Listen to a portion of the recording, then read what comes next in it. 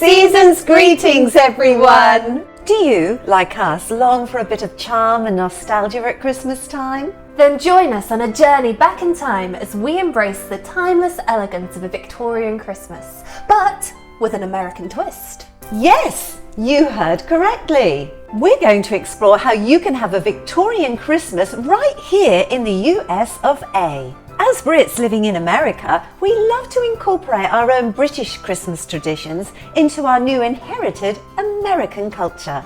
We'll begin by looking at an essential part of any Victorian Christmas, the decorations. Although the Christmas tradition of decorating churches and homes with evergreens was long established in Britain, the custom of decorating an entire small tree was unknown until a couple of hundred years ago. In 1800, the German-born Queen Charlotte introduced a Christmas tree at a party she gave for children. At first, the custom did not spread much beyond the royal family. Then, in 1832, the future Queen Victoria wrote about her delight at having a Christmas tree, hung with lights, ornaments and presents placed round it. This engraving, published in the 1840s, of Queen Victoria, Prince Albert and their children, ignited a Christmas tree craze, as wealthier middle-class families followed the fashion. So, how can you incorporate a little bit of Victorian magic into your Christmas tree? Victorian Christmas trees were decorated with sweets, fruits, small gifts and homemade paper ornaments. Why not gather your family for a fun Christmas crafting session?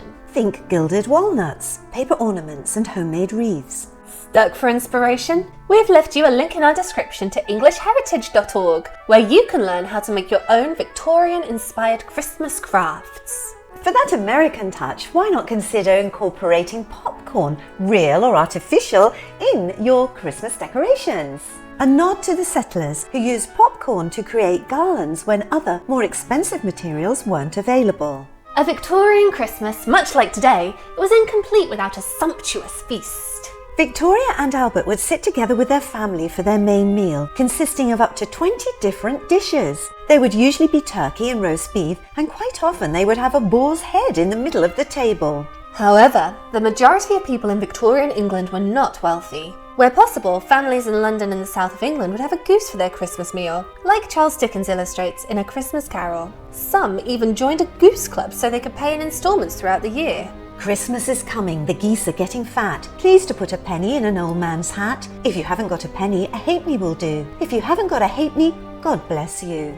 In northern England, roast beef was the traditional fare for Christmas dinner, although many poor people made do with rabbit. For dessert, there was plum pudding. The whole family would actively participate in preparing the plum pudding, made of suet, breadcrumbs, raisins and spices. By the way, there's no plums in plum pudding. Fun fact. Fun fact. This pudding required plenty of time to cook, so people normally started preparing it several days in advance. No British Christmas is complete without mince pies, which originally contained meat. Mincemeat was a mixture of chopped dried fruits, distilled spirits and spices, and often beef suet. Many modern recipes replace the suet with vegetable shortening. In America, they are often referred to as minced pies, or sometimes mincemeat pies. If you're really enthusiastic, you can make your own. Or cheat a little and buy the pie crust mix and a jar of mincemeat. You can cheat even more and buy your own mince pies. Be warned, not many places sell them in America, and if they do, you will pay a premium as they are usually imported from the UK. One of the best places to buy them online is www.britishcornershop.co.uk. Apparently, Costco makes their own Kirkland brand, although at the time of making this video, we were unable to find them. Maybe your local bakery makes them during the festive season. Why not let us know in the comments section below?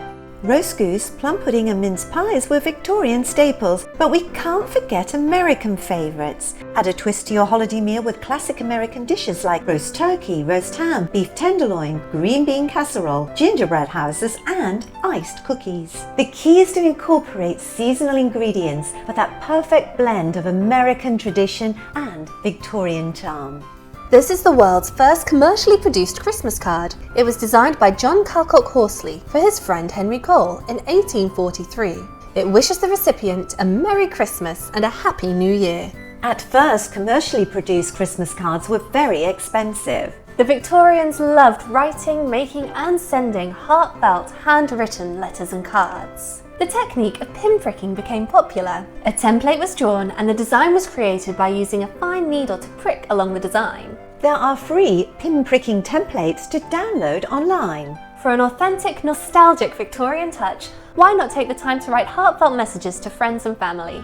Parlour games were a significant part of Victorian Christmas celebrations. Why not instigate a game of charades or charades, fortune-telling or carolling? Maybe you can incorporate an American tradition like Secret Santa. The Victorians would sing carols around the piano. Why not dim the lights, light some candles and create your own American-style caroling traditions with songs like Jingle Bells? We were at this point going to actually break out into song, but wisely decided against it. A key component of a Victorian Christmas was always the act of giving and charity. In Charles Dickens' A Christmas Carol, Scrooge awakens on Christmas morning a changed man. He makes a large donation to the charity he rejected the previous day, anonymously sends a large turkey to the Cratchit home for Christmas dinner, and spends the afternoon at Fred's Christmas party. The following day he gives Cratchit an increase in pay and begins to become a father figure to Tiny Tim. From then on, Scrooge treats everyone with kindness, generosity and compassion, embodying the spirit of Christmas. Why not continue this tradition by donating to local charities, volunteering, or starting a family charity initiative, reflecting the American spirit of generosity? Season's greetings, everyone! Lilia? There's a good... Oh no! Disaster! Look at the set, it looks an absolute mess. Lily, come down with Grandma. Lily, come here. Come here, Lily. Come here.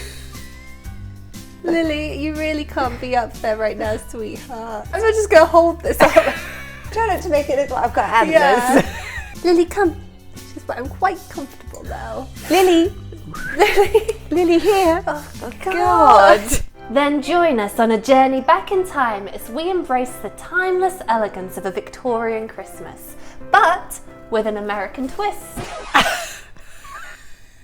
I'm sure they didn't notice that. No. Oh, she's over there now. That's okay. That's Yeah, all right, Lily. Every time we try and do something a little different, it always ends in Disaster, darling. Lily, sweet Lily. Do you, like us, long for some nostalgia at Christmas time? We shouldn't have moved them. We shouldn't have moved them, no. That was a big mistake. The key component of a Victorian Christmas was the act of giving and charity. Charity. Charity. I said that a bit weird, didn't I? Yeah, it was a bit weird. Yeah. Maybe do that one more Yeah, do time. that again, yeah. Charity. Charity. So, there you have it. A delightful blend of Victorian charm and American tradition for the perfect American Victorian Christmas. Please share your own ideas or tell us about your favourite holiday traditions in the comment section below. We wish you a truly magical and festive Christmas season. If you enjoyed this video, give us a thumbs up, maybe share with a friend and subscribe to us on YouTube.